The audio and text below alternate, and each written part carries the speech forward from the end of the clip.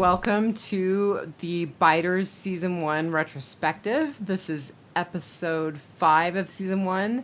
I'm Diane. I'm Marnell. I'm Tom. And tonight we are talking about Wildfire. And that's not a type of marijuana. Right, because we talked about that earlier. For those who are wondering why that's a topic of conversation, it's legal in Alaska, and we've been regaling Thomas with all of these tales of Alaska, because, you know, New York is so boring. Yes. New York, nobody in New York smokes marijuana. Ever. I've never even heard of it. I know. I mean, we're going to have to get you up here just so you understand what we're talking about. Yeah, is it a plant? I guess it depends on what point in the production you interact with it, right? Yeah. How you use it. Right. All right. Wildfire, not a strain of marijuana, although it probably is, quite honestly. I'll have to check around. Probably. I know we have one called fireweed, so. Oh, my God. I'm not Wildfire. Right. I'm not going to regale people about fireweed. So Wildfire was season 1, episode 5, and I'm going to go with my rating first. I'm going to give it a solid 4 out of 5 bones like glass. Nice. My rating is 4.25 sisters missed birthdays. Oh. Yeah, I was the low one this time. I was 3.8 pickaxes to the head. I almost went with the pickaxe to the head. I had a backup. What was your backup? No, I didn't. I was bluffing. Apparently very well. Next week we're playing poker. All right, so the numbers, the same-day views were 5.56 million, so a little bit lower than episode 4, but still holding really nicely for the first season of the series. Yeah. I tried to... And much higher than Fear the Walking Dead is doing now. We were just talking about that. Martin, you said you had looked up numbers for this season? Yeah, it was around 2 million, I think. And yeah, I didn't see for the latest couple of episodes. I didn't see +3 and +7, but yeah, they're doing between 1 and 2 million at this point. So that's because nobody wastes their DVR space. Oh God! Except people who podcast it. Exactly. Well, so. You know, one of the things that I was trying to figure out, and I don't know if either of you know this, but when exactly did the cast and the crew know that there was going to be a season 2?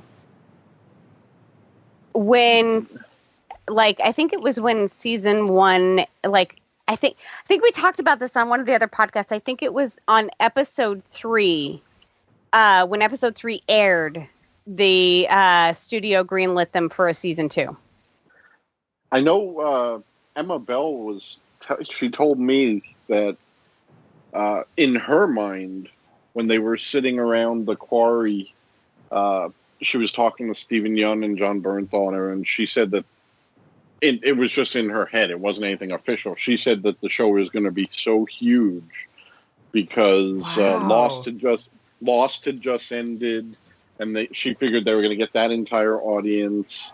And she said that it just reminded her so much of that the show, she thought the show was going to be one of the hugest on TV. Man, she called it. Little did AMC know at that point. And they killed her off. I know, poor kid.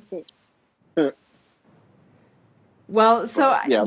The reason that I was thinking about that is because, you know, there was so much talk about, we never thought it would go beyond the first season, and that's kind of why the whole CDC thing happened. And so I was just kind of wondering where the selling point or the tipping point into a season 2 happened. I was thinking about that while I was rewatching. I think I said, I don't know if it was last week or the week before, but they must have filmed all these episodes before the first episode even aired. Yeah. You're probably right.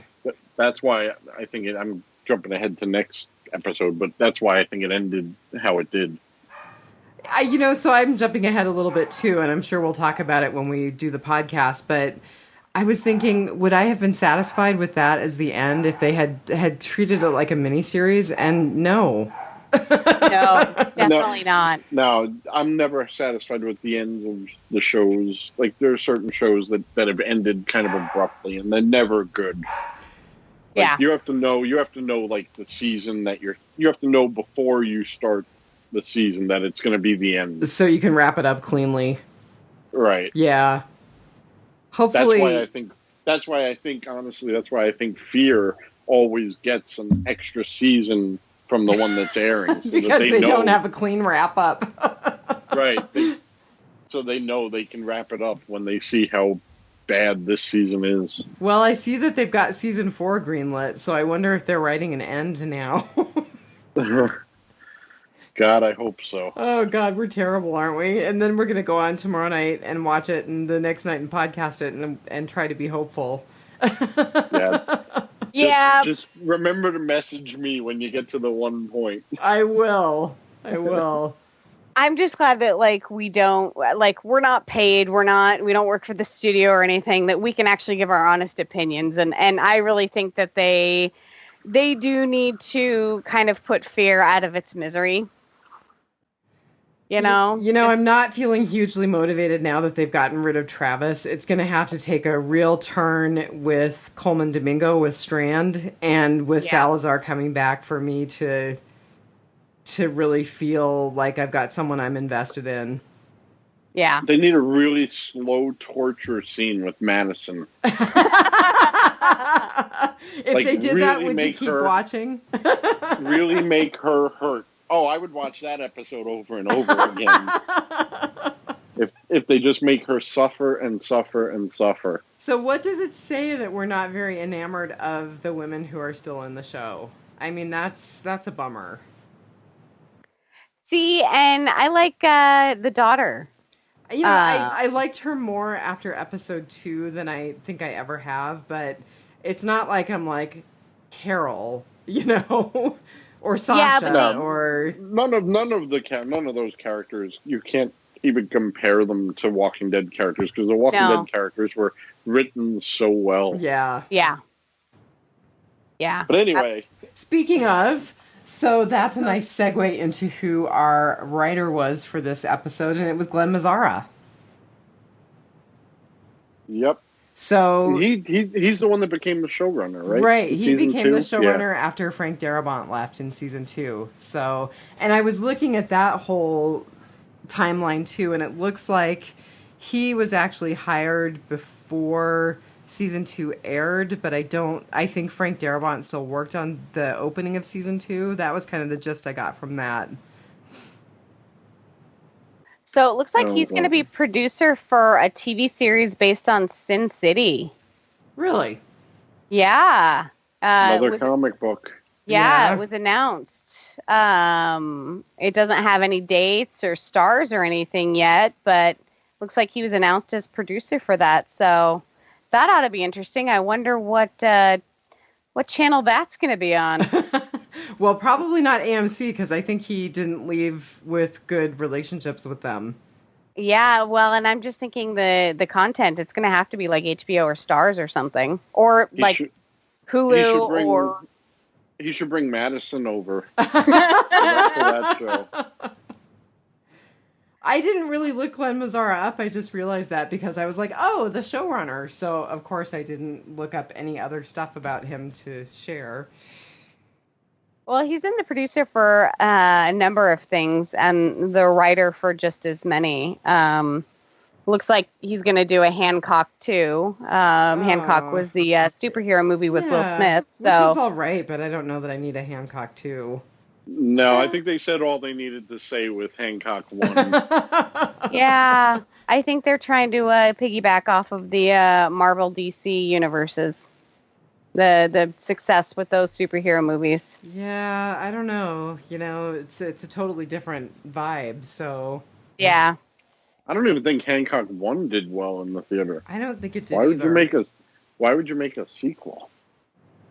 Someone out there will watch it. Will Smith needs another action movie. I don't know. Yeah, Will Smith could do any role he wants at this point.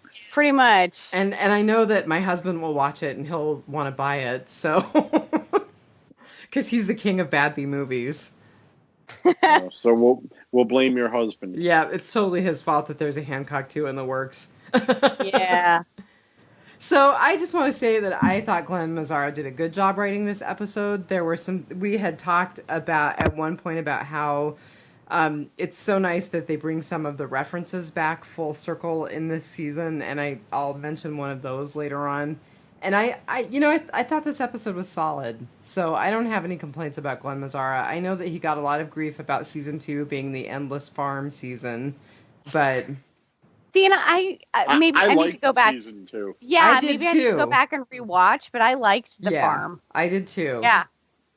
The farm was very character driven. Yeah, and I agree. That's some of the best TV. I agree. Yeah. In fact, it's funny that you especially with this show, because this show is so character driven. Mm-hmm. I was reading reviews of season 2, and you're exactly right, Thomas. One of the things that the reviewers said was, just when we thought it couldn't get better, it did, and now they're really fleshing out the characters. Yeah, exactly. See, I maybe I need to go back and rewatch, but I liked season 2. I did too, and you know what? It's held up. See, Mom and Dad, my degree from BU in TV production paid off.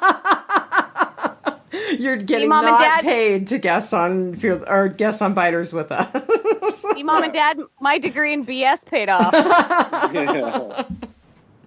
Well, my degree in healthcare didn't pay off because the one time I got totally sidetracked on Tara's head injury, I had feedback from an audience member saying, "Just let it go already. It's TV."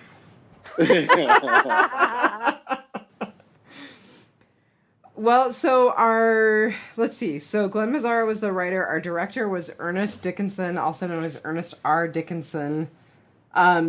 His credits, he worked with Spike Lee on some of his early movies as a cinematographer. The movie credits that I found for him were Bulletproof, which had Damon Wayans and Adam Sandler in it.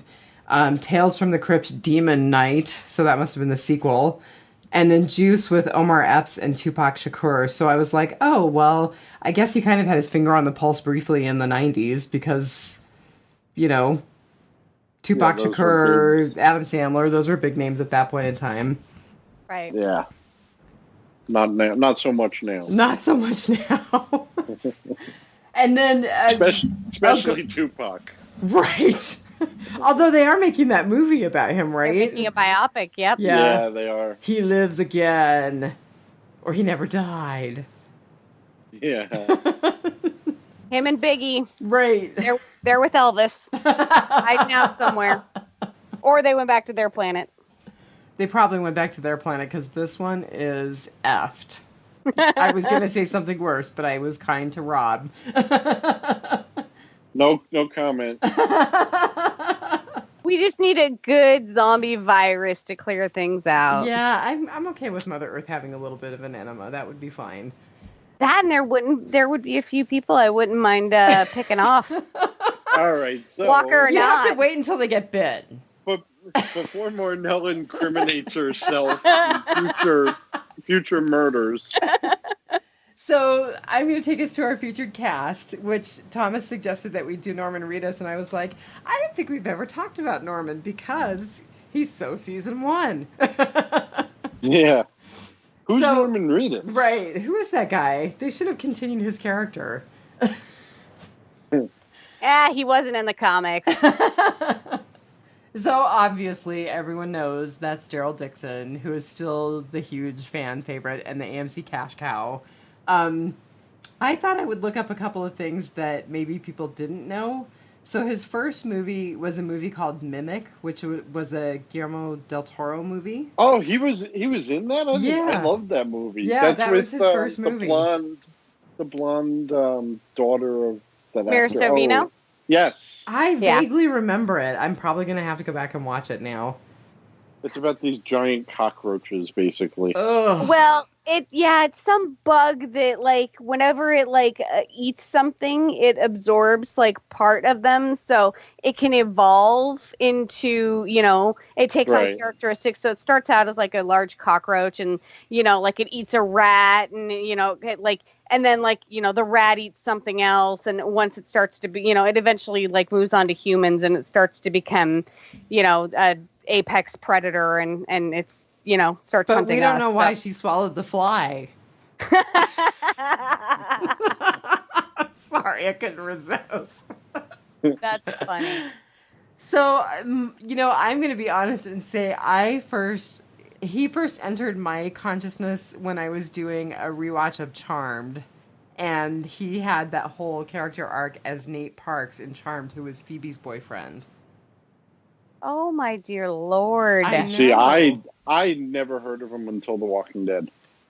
I had never seen The Boondock Saints. Oh, God, I love those movies.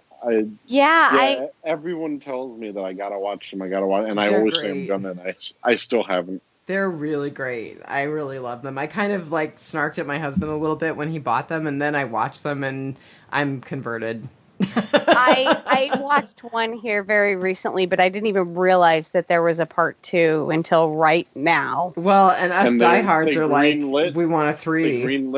They greenlit part 3. They're doing part 3. Because there's been the whole, we're going to do it, we're not going to do it, it's greenlit, it's not, No, they talked about it. They talked about it at one of the Walker Stalkers recently. Yay! That's exciting. That is cool. Well, I have to watch 1 and 2 first. Yeah, it's worth it.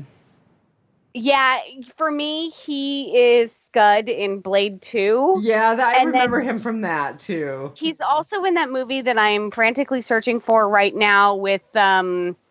National Lampoon's Vacation? No, he's with the kid from that night, Dawson's Creek. He's with, you mean Vanderbeek? No. That's who I was James thinking Vanderbeek. of. Yeah. Oh, you may have to go to James Vanderbeek's IMDb page. Yeah, I don't know. Who I'm going to admit, I never watched Dawson's Creek. I only know him from Jay and Silent Bob Strike Back. I love Dawson's Creek. Really? I loved it growing up, yeah. I've seen every episode of Dawson's Creek. That's funny. So, plus, it had what's her name in it, and I always loved her. The one that married Tom Cruise. Oh, I forgot her name. God, the one who just recently divorced him, Katie Holmes. Yeah. Katie Holmes. Yeah, I always loved her. So there was some really one-off movie that was the first movie that I saw her in, and I really liked it. I can't remember what it was called, but she played this really quirky kid in this weird family. I know what you're talking about, and I don't know April something. Yeah. Yeah, I liked her in Go, which was kind of an 90s kid Go flick. was great. Yeah. So, here it is. It's gossip. He was actually, and that movie, it had Lena Headey and Kate Hudson in it too, really? Along with James Marsden and James Vanderbeek. Yeah. Oh, Joshua Jackson. Like, it wasn't James Vanderbeek. It was Joshua Jackson. Oh. He was also from Dawson Creek. So, yeah, Norman Reedus has been around forever. Like, and you see him, you're like, I know that guy from something. What's he in? And, of course, everyone now, it's The Walking Dead. Well, I was thinking about... I didn't know him at all. I was thinking about Lucky Career Turns, and I was like, this is kind of the TV version of Gal Gadot. Like, none of us knew who she was until Wonder Woman happened. Yes, Thomas, I know you didn't like Wonder Woman. But, I mean, it's the same kind of thing. Now she's giant. And now Norman Reedus will never be anybody other than Gerald Dixon. Unfortunately for him, fortunately for us. It's pretty fortunate for him, because he still has his 6-hour lines at every convention he does, and still makes quite a lot of money. And, I've got to admit, I didn't think I would watch Ride. And I've watched several episodes of Ride. And it's been really fun. It's an okay show. It's fun. It's a fun show, like you said. It's nothing groundbreaking, but it's just entertaining. It's not earth-shattering, but it's like, man, this dude gets paid to go and ride motorcycles all over the planet with interesting people. Plus, you also get to see a side of Norman Reedus you don't see. I mean, people see him as Gerald Dixon. Now you're seeing Norman. Mm-hmm. And, I mean, Norman is a completely different person when you meet him in person. I bet. He seems really odd and really like kind of avant-garde. No, he's not really odd at all. He's like the super friendliest guy. Really? That's cool. I mean, he came on the first Walker Stalker cruise, and one of my friends, her daughter, I think she was like 13 or 14, brought a ukulele with her. And she started playing a song, and he wanted her to play, so she's playing the song, and he's recording it, and he gives her a hug and all this stuff. So on the second cruise, she brought the ukulele back, and he saw her and remembered. Oh, that's cool. So he's like, all right, you belong on the stage. So he brought her to where his spot was, where he was signing, put her there. He said, okay, now you got to play a song. And he started recording again, and she started playing Easy Street. And she was playing Easy Street. He's getting a kick out of it. He yells over to Jeffrey Dean Morgan, who was next to him.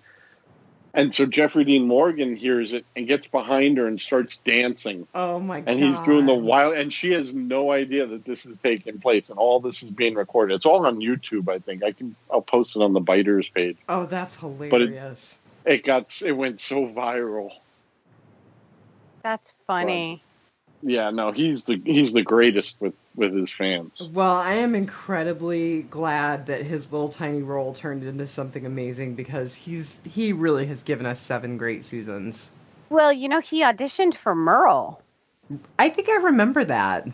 Yeah, he did. Yeah, I can't imagine him as Merle, and I can't imagine not having Daryl on the show. Yeah, I agree. Yeah, Rooker is Merle. There's no other. Daryl, I don't know if Norman would have come off as good as Rooker. I think he was so young. I think you needed someone more hardened to be Merle. Yeah. Right. So I think that the people who cast them made exactly the right decision. Yep. Well, shall we launch into our goods, bads, and uglies? I think so. Okay, who's going first? I always steal everybody's, so I'm hesitant. I don't think anyone's going to steal. I don't think anyone's going to steal any of mine. My good in this episode, it's kind of a small portion of the episode, but it's the beginning of when Shane goes crazy. When he draws down on Rick. Was it really? I'm just kidding. Oh. No. I'm laughing again. I'm asking. So when he draws down on Rick.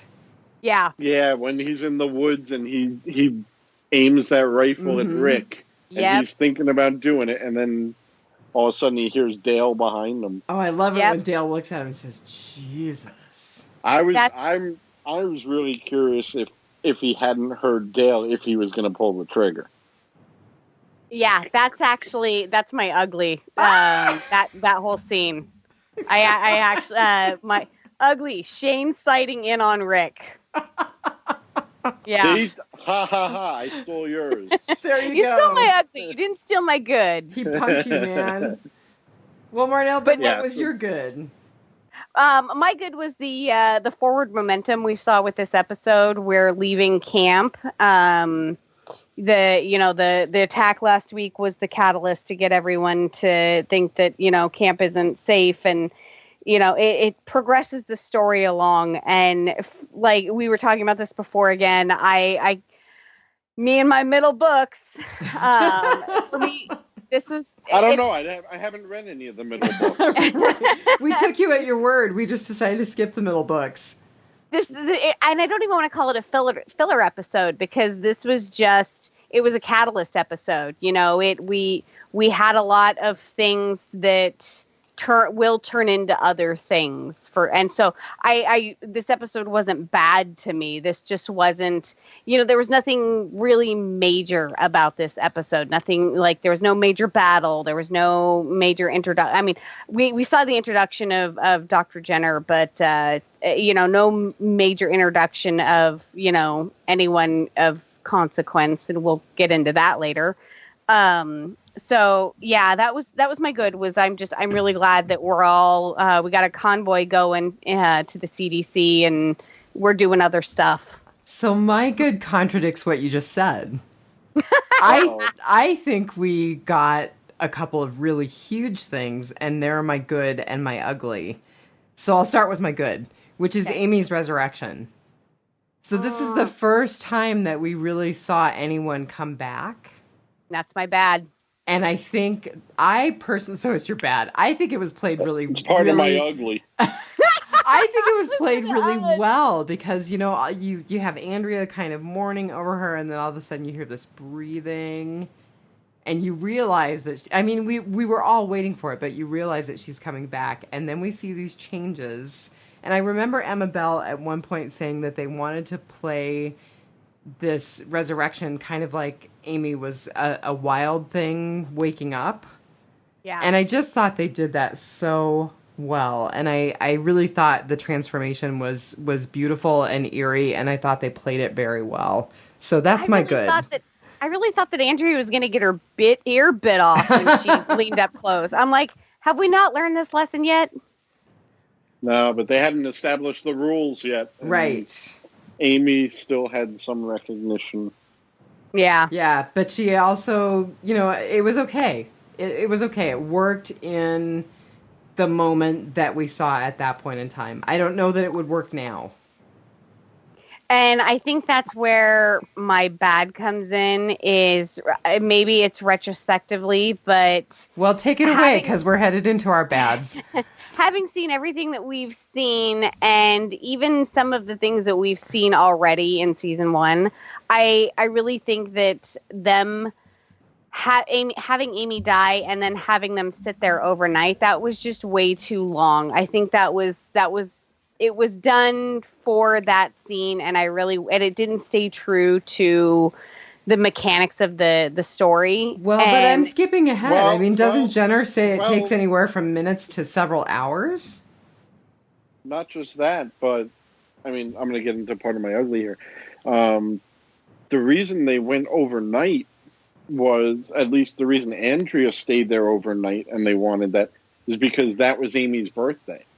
She wanted, and said she was never there for her birthday. She wanted to be there for this last birthday. Just taking that long to turn into a walker for me. And this, maybe it's just because what we just watched in Fear the Walking Dead. At this point, they were doing a little test, and it only seems to take about an hour after somebody's heart stops beating. Jenner said that it could be anywhere from minutes to hours and hours and hours. I'm pretty sure he says that in the last episode of this season. So. Yeah, the longest one is 8 hours. So she just so happened to not take minutes, but hours. But maybe it's random. Maybe blondes take longer. Yeah, maybe the young blonde. Yeah, I don't know. But yeah, so that was my bad. I feel that they didn't have to wait the whole. I get it. It was Amy's birthday, but they didn't have to wait the whole night for her to resurrect. And yeah. But what Thomas just said, and it just gave me chills actually when he said it. And I may be jumping into his ugly, but it's Amy's birthday, and what happens? Yeah. She's resurrected on her birthday. Yeah, and I had never put that together before. Yeah. I had just never lined those out side by side, and that actually is chilling when you think about that. It's that BU degree, Mom and Dad. Well, and it was also done.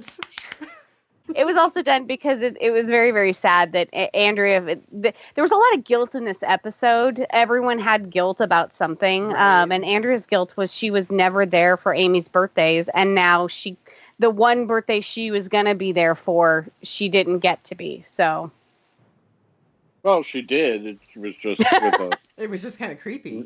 Happy birthday! Yeah. there was no cake or candles. Here's your mermaid necklace. Blam! Well, Thomas, what was your bad? My bad was, again, it's a small part of the episode, but we haven't seen it ever up to this point, and we haven't seen it since this point. Those, I don't even know what you would call them, by Jim, when he was in the truck and he was seeing visions. Oh, like his kind of flashbacks like or hallucinations? Yeah, I don't even know if they were like hallucinations or what. They were just like really quick shots we actually of zombies. Visually saw. Yeah. It just didn't fit in. We haven't seen it since. We never saw it before. You can chalk that up to it just being Jim, because he was already a little batty at that point. Like the whole digging holes and having nightmares and stuff. Yeah. And that was my bad in that episode. The whole premonition. Yeah. And so you can chalk that up to being a one-off because of just Jim. So do you think maybe he was seeing his family getting eaten by walkers? I don't even think he saw that. All it was just like quick shots of walkers. Yeah, random cuts of walkers. Maybe it was just what he was anticipating he was going to turn into. Well, that's the thing. I didn't know what they were trying to get across. Whether he was seeing that, and maybe that's like how they transition from human to walker. They see that stuff, or what? Yeah, if they don't die right off, if they die because of the bite, if they turn because of the bite. But yeah, but they've never done it since. They didn't do it before. It stood out as just not. It stood out as just not fitting in. Yeah. Yeah, I think they were still trying to get some solid grounding for some universal rules. Yeah, so it goes back to what Thomas was saying about them not quite having the rules worked out. Yeah. Well, that was my bad. My bad was Jenner, and we talked about this a little bit before we signed on tonight, or when we signed on, but before we started recording, which is that I really struggled with Jenner being both a good and a bad thing, because I thought that if they had continued the CDC or the Wildfire story, which we didn't really talk about what the title means. They referred to the zombie virus as Wildfire. I can tell you what Wildfire means. Ooh, tell us. If I'm assuming, because Michael Crichton wrote a book called The Andromeda Strain. Yeah. And Wildfire was the name of the protocol they had to fight extraterrestrial biological infestations. Oh my god, I'm so embarrassed to say I've never read or watched the Andromeda Strain. Well, and wasn't it there was a Wildfire installation that was to study the installation in Nevada that studied the strain, the Andromeda strain, was called the Wildfire installation. Right. And Jenner also said it spread like wildfire. Like wildfire. Right. Yeah. And I was thinking, the fever too, Wildfire. Yeah. Yeah. But anyway. And the marijuana plant. Right. The marijuana plant that they grow in Alaska. Like wildfire. It's spreading like wildfire. So, I just really struggled with whether Jenner was a good or a bad thing. And I ultimately, with the season 7 brain, now think I'm bummed out that they didn't take that somewhere, that it felt like we had that whole detour to the CDC for nothing. Yeah, they opened a door just to shut it before anyone could go through it. Right. Yeah. Well, Frank Darabont said that since they were based in Atlanta and the CDC is in Atlanta, why not stop by?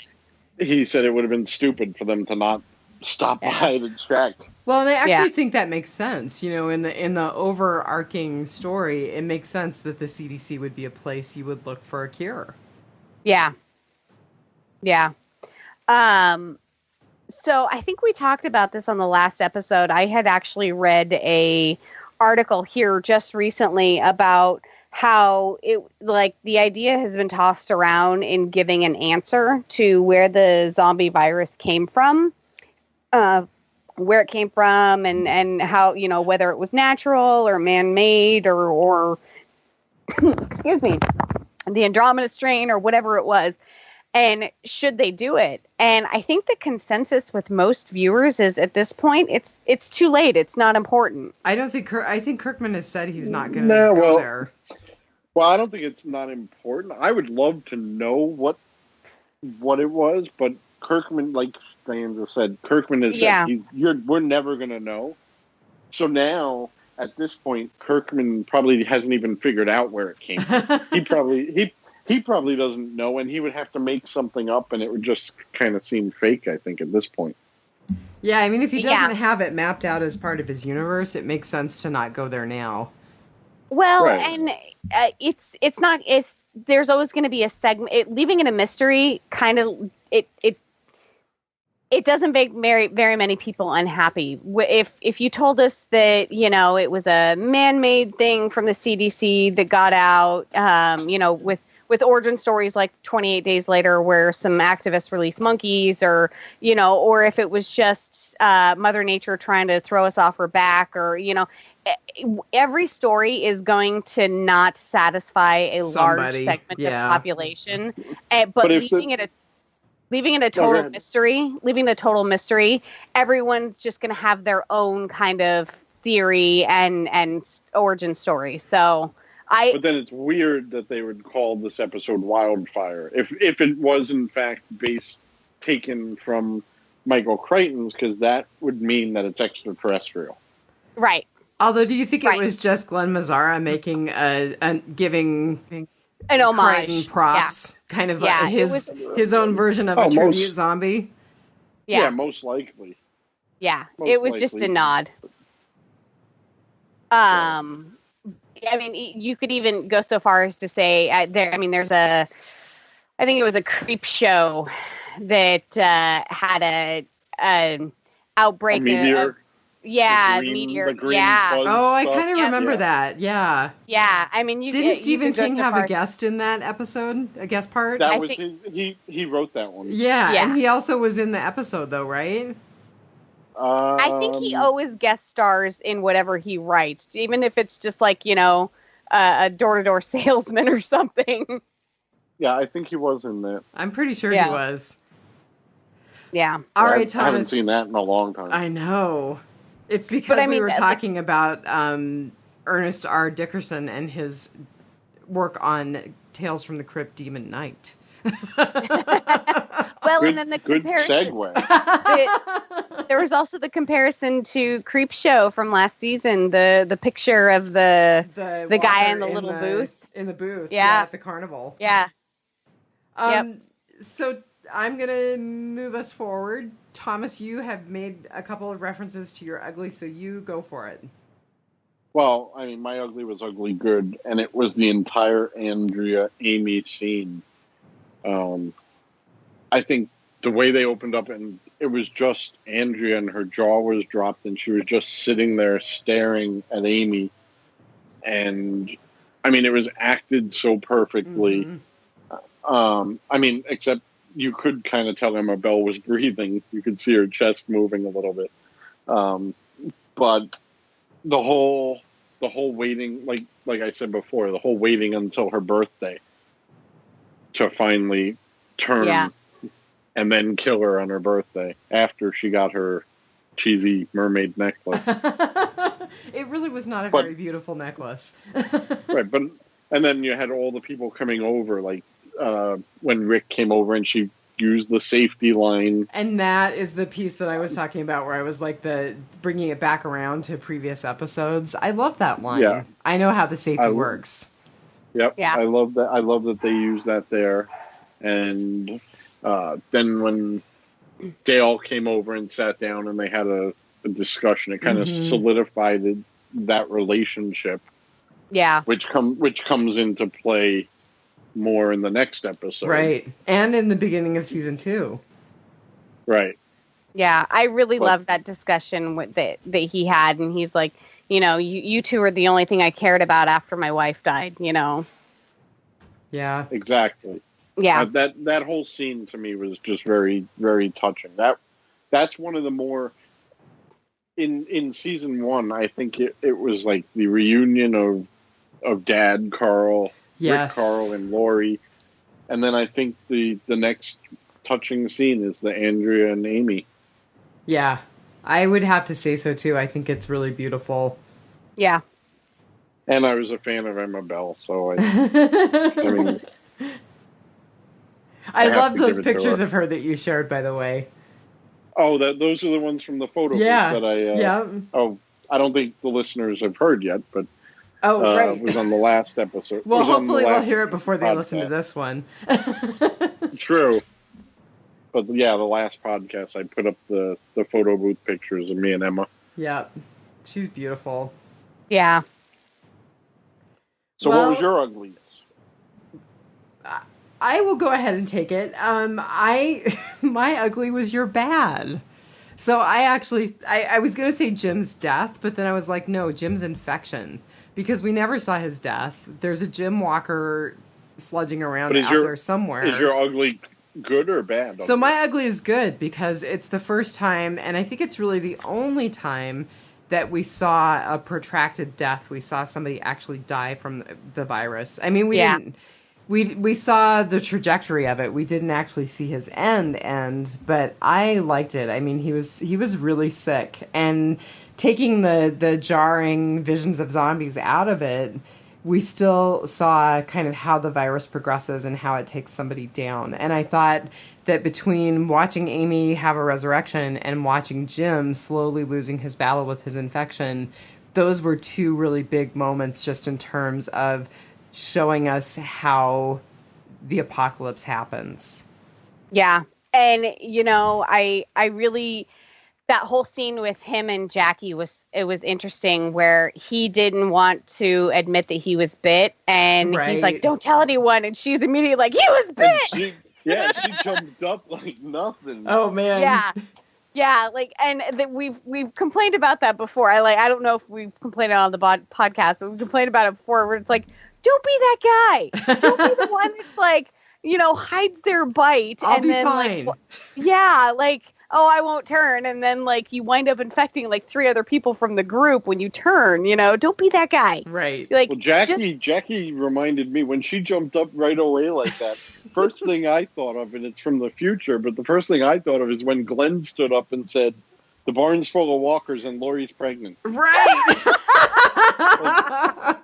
He couldn't keep a secret. Right. Oh, that's the thing is no bad secrets in the zombie apocalypse. That's just no. At the very least, let somebody know your bit and be like, look, it'll probably take a few hours for me to turn. Let me be useful in the meantime, and then she didn't even see it. She didn't even see it. She just saw the blood. And he said it was just a scratch, and she jumping up, and she's like, "Oh my God, he's bit!" And everybody's running over with their pickaxes. Good for Jackie. I have to tell you, Jackie is one of my great regrets of this entire season, because I would have liked to have seen where her character went. Yeah, I don't like how she goes out. Well, I think they needed somebody to go out. Yeah, like Jackie did, because that's what motivated Andrea. Right, and there are people who opt out. I mean, we see that all along. Yeah, that's true. But nonetheless, I was bummed that it was Jackie. Yeah. Should have been Madison. Maybe it will happen yet, Thomas. Maybe it will. What's funny is I keep thinking that, we're kind of in a similar time period.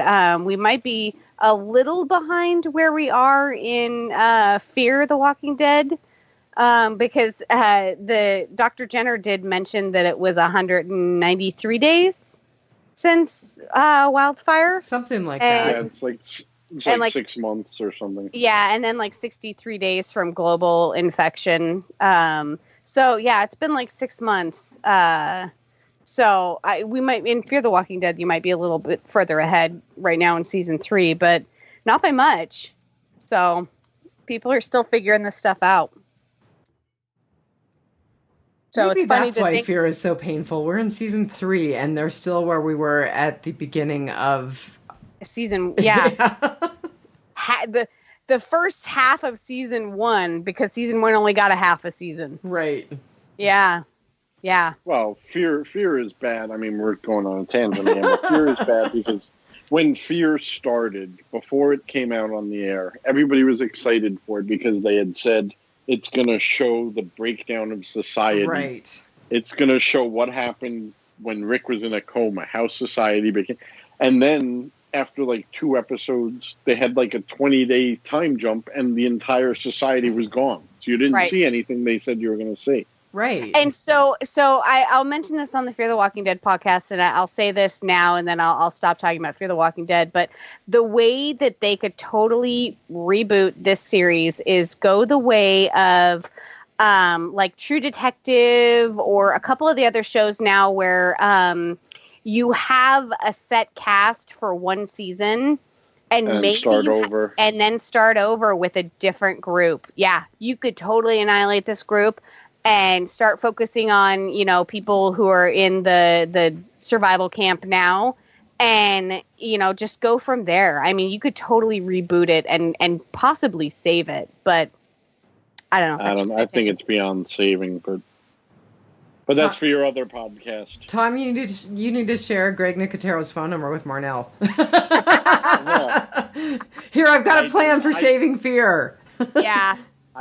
For the record, I do not have Greg Nicotero's phone number. I can neither confirm nor deny I have Greg Nicotero's phone number. Addie's maybe, but not Greg Nicotero. There's a phone tree. Addie's got someone's number for having his number. There is totally a phone tree, so you could activate the phone tree, Thomas. We have a plan for Fear. Well, I'll tell him on the cruise. Okay, very good. Very good. Just or in Atlanta, maybe. Just make sure that you credit the proper Real Housewife of Alaska. Well, it depends. If there's royalties involved, then it's all my idea. Except that it's now recorded. Right. There is that. Yeah, that whole Watergate thing. But who knows if this will ever get posted. All right, Marnell, you're ugly. My ugly was it Thomas's good? Yes. It was Shane sighting in on Rick, and it was a good ugly. Like I really liked the whole scene. I mean, from the beginning when Shane was like, you know, I cared for them like they were my own, blah blah blah, and yeah, he really really did, because he took your wife as his. But we'll get back to that. You know, that whole scene, and then him sighting down on Rick, and then why do I Dale, thank you. Dale seeing him and being like, Jesus. Yeah, like that whole scene was it was so perfectly done. Like it had so much in it, and it was like less than 90 seconds, you know? Jeff DeMunn's expression when he says that is just perfect. Yeah. And Shane trying to laugh it off, and Dale not buying it. Like the whole thing. We need the glow in the glow in the dark vests or whatever. Right. Time to wear the reflective orange hunting vest. Yeah. That whole scene, I think it really set the tone for what's coming with Shane and Rick. So this go ahead. And then it was, I mean, I part of my writing potpourri is I love Dale this whole episode. I mean, I love Dale, you know, I can never remember his dang name, but I love like just about every scene that he is in. So that he's a great actor, yeah. That leads perfectly into Rotting Potpourri, because I had a moment where, and we are headed into Rotting Potpourri, I had a moment where I was watching Lori, and it's when Rick is confronting her, and he's like, you know, we're on the ragged edge here, and she says about him advocating to go to CDC and Shane advocating to go to Fort Benning, neither one of you is entirely wrong. Or no, she actually says that about the way that they were talking about leaving they were the talking camp. About when they were talking about leaving the camp, right? Yeah. Rick said Shane blames me for Amy's death because we left the camp. Yeah. And so she says to him, neither one of you is entirely wrong. And I was like, is that the moment where Rick starts to realize that Lori doesn't have his back? Is that the moment where he really starts to realize that the reunion wasn't as miraculous as he thought it was? Yeah. That's interesting. Or is that when he started to realize that Shane was banging his wife? Right, exactly. And then later when Lori's like, yeah, I was just saying to Rick we need to listen to his gut, she only backs Rick to hurt Shane. Yeah. That's interesting. I hadn't seen any of that. I don't know. I'm not sure that I had before now. Yeah. Anyway, that was one of my rotting potpourri moments. Yeah, I like it. I can totally see it. Yeah. Well, Lori is two-faced. She's pretty awful. And I mean, I hate that Sarah Wayne Callies has continued to get pushback from fans because Lori was not a very nice person, but she's pretty awful. Yeah. Just shows that Sarah Wayne Callies did it right. You never knew whose side she was on. Yeah. Did she want her husband? Did she want Shane? Maybe she was just rotating. She was on her side and she was on Carl's side. Well, and she had these great expectations for everybody else except for herself. Like, she always expected stuff from everybody and never produced herself. Like, she always put it on everyone else. And I wouldn't say she was on Carl's side because she never knew where the damn kid was. He's always running around looking for him. Carl! So do you know that the CDC in the show is actually a performing arts center in real life? I think I remembered hearing that, but I would not have been able to pull that little bit of trivia out. Yep, it's not the actual CDC that they filmed at. Yeah, I heard they got to do a tour of the CDC, but they couldn't film any of it. So yeah, they couldn't film there. Yeah, and they're also, the U.S. government doesn't allow them to use. They do not allow anyone to film their equipment. That makes sense. Tanks. The tanks that are in front of the CDC are actually British. They're painted U.S. colors. Is that true of the tank from the first episode as well? Must be. The tank from the first episode, I think, was a model that wouldn't have been used anymore. I think there was something amiss about the tank in the first episode too. I do remember reading that it was like a really outdated model, or like it was a foreign one or something. Yeah. Interesting. The government doesn't let you film with real equipment. Yeah, there was something about one of the guns that was mounted on one of the trucks or something outside the CDC that was off too. It was a gun the U.S. military wouldn't be using. So, yeah. Look at you two. Hey, I do my research. Yeah, we do our research. We just don't rehearse this thing. Exactly. Okay, which is evident by our closing line. Yep. Although we can say that in unison. Yeah. Well, so I have a little bit of trivia then as a part of my rotting potpourri, since we're headed down trivia lane. Morales, who decides to leave with his family in this episode. Yes. He actually was an actor who was also in The Mist, and his character was also named Morales in The Mist. See, I knew it. I said it when we were talking about The Mist. I said that there was another Walking Dead character that I couldn't remember who it was. There you go. So there's that Frank Darabont connection again. And he was also, when he left with the family, they were going to Birmingham, Alabama. Mm-hmm. Yep. Isn't that where Madison is from? I think you might be right. Huh. That rings a bell.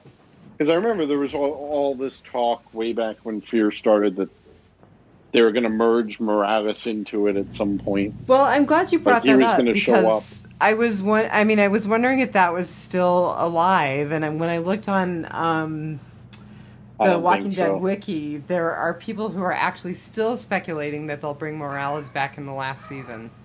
Yeah. In the last season of Fear? No, the last season of this, which, I had not heard that speculation until today, but... That would be cool if they did. That would be cool if they tied up some characters that just we never saw any more of.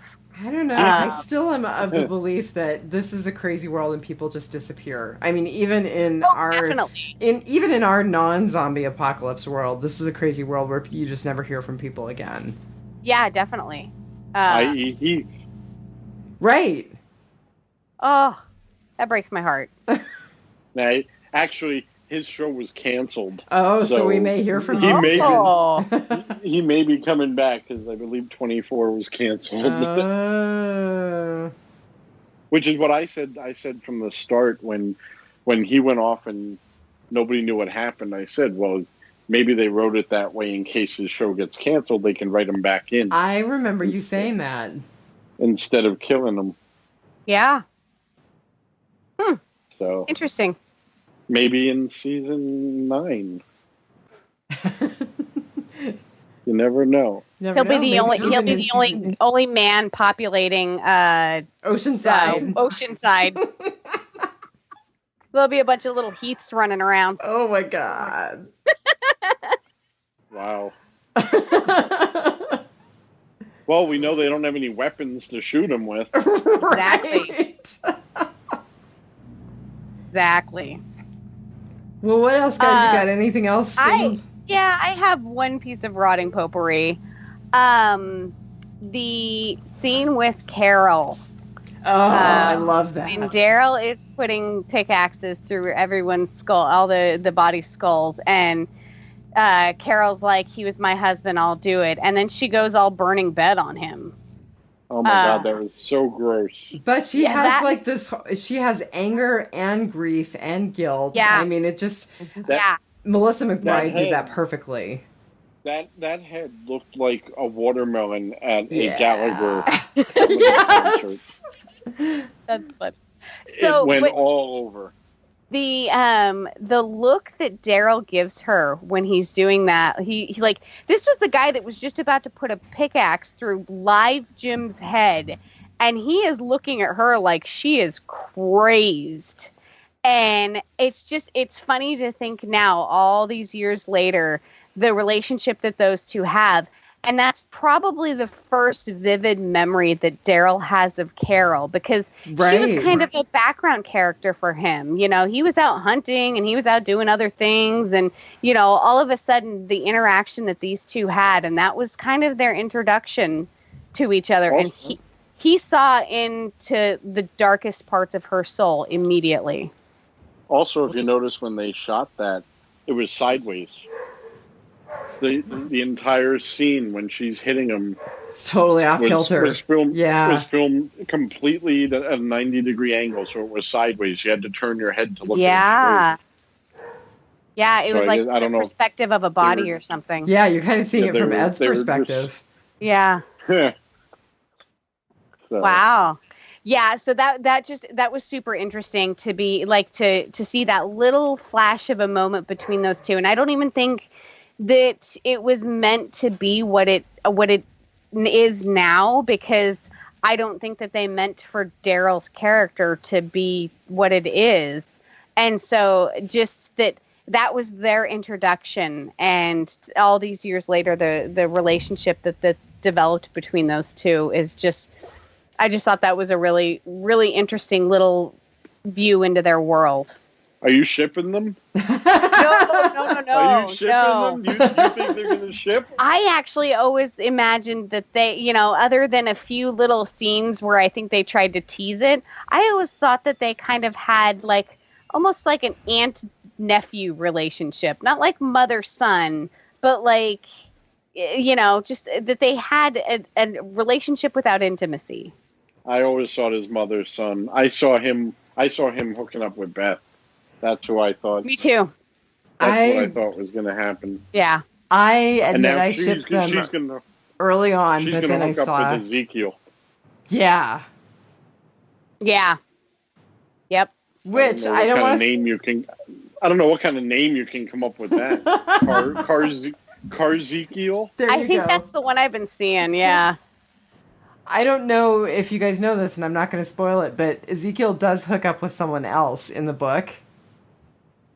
Someone that's still alive on the show? Yep. Not Rosita. No, Rosita. I'm not going to tell you Rosita. I'm not going to tell you who it is, but he does hook up with somebody else in the book. Well, we know it can't be Tara. You never know. It can't be Tara, and it's not Rosita or Kara. What other women are on the show? Michonne, but she's with Rick. Oh, that's right. I bet you it was Michonne, because Rick was supposed to be with Andrea at this point. Yeah. Yeah, I think they've thrown that completely off. Wow, the dreadlocks on their kids would be amazing. That's funny. So, well, what else? I think guys? that's about it. Is that about it? I wrote a lot, but I don't know if there's anything else that I felt was really like. I had read something, and I touched on it a little earlier, that this episode dealt a lot with guilt, and I think it also dealt a lot with blame. You know, a lot of people threw around blame for the attack on the camp, and Daryl went back to, you know, leaving Merle, and everyone felt guilt about leaving Jim, and, you know, there was just, and, you know, Andrea guilt about Amy. Yeah. There was a lot of guilt and blame thrown around in this episode. So I think that was a major theme to this episode, that everyone felt guilty about something. So this has nothing to do with that, but I did want to say that wrapping it around to Rick talking to Morgan on the walkie-talkie. Oh, yeah. That was a great scene. Mm-hmm. Yeah. And I just feel like even though we didn't see Lenny James again until Clear, it just made Lenny James and Morgan such a big part of the series still. I mean, we all kind of held him in our hearts. And I think that Rick, this scene in particular, Rick talking to him on the walkie-talkie, really kind of wrapped that back around for all of us. Yeah. Yeah. It kept him alive in our hearts. And this has nothing to do with the episode, but before we close, I have to let the listeners know that I did pass Diane's offer to let Addie ride the horses in Alaska if she shows up. I had dinner and lunch with Addie on Friday and Saturday, and I passed the offer along, and she was very appreciative. I have to tell you, my little Icelandic was a superstar yesterday, so I have the perfect horse for her. And I don't think the Patreon got to the 5,000 a month that it needs to release my singing video, but hang on to it, because you never know. Yeah, we'll give it another week or two. So that's funny. Well, guys, same time next week for the finale. Yeah, I think so. Sounds good. Yeah. Anything to prolong this close that we're never going to get right. Well, okay, so welcome to the new biters that have liked the Facebook page, our new podcast listeners. Interact with us. Tell us how you found us on Facebook. Were you recommended by a friend? And maybe go check out some of Southgate's other podcasts. Diane and I do a couple more. So if you like hearing from us, like, subscribe, share, donate. If you're one of the 12 people that watch Fear the Walking Dead, they do a podcast. And And we do give it to you pretty straight, because we are not paid to do this. We do this out of the love for the podcast. So we can down talk the shows if we feel like it. So, well, yeah. And on that note, next week, not talking down about the show, but next week Preacher comes back. Woohoo! So We have our Preacher podcast, Yep. The Good News. And Diane's wrangled me into yet another podcast. Yeah, man. So the American Gods podcast that I was working on, it just has not gotten up and running. I really feel like our first episode was pretty good, but it's the only episode we have up because my co-host and I are kind of having a hard time connecting. Yeah. And so I think that I'm going to pull my co-host of Last Resort in to give us some energy and blood and connection. So. Oh, I'm so honored that you're asking me. I don't watch the show. You know, I knew that there was an issue there, which was why I didn't extend. Oh, you were talking about Marnell. Yeah. Oh, okay. She's probably better. She's probably better off for it. The sometimes permanent fill-in co-host of Last Resort. You know what? Yeah. So I'm going to just disabuse that notion right now because I was talking with Rob Southgate today, and Rob was like, oh, I need a picture and a bio for Marnell. And I said, yeah, she's pretty awesome, isn't she? And he was like, yeah, she's always great. Because I'm always the one that's like, listen to Southgate Media and donate to the Patreon. Hey, everybody, listen to all the podcasts on Southgate Media. Donate to Patreon. And Rob is the best. Are you hoping that'll make this episode go up faster? Oh, I don't know. Well, maybe he'll ask for my picture. You have so many good ones. He'll probably get a picture of one of my dogs for my bio. Nice. All right, so. Don't get all right. On that note. Take it. One dead day at a time. It's never gonna work. Never. We should try and remember to practice next time beforehand. Yeah, well, we need to get a beat down. All right. Have a good week. Good night, everyone. Bye. Bye.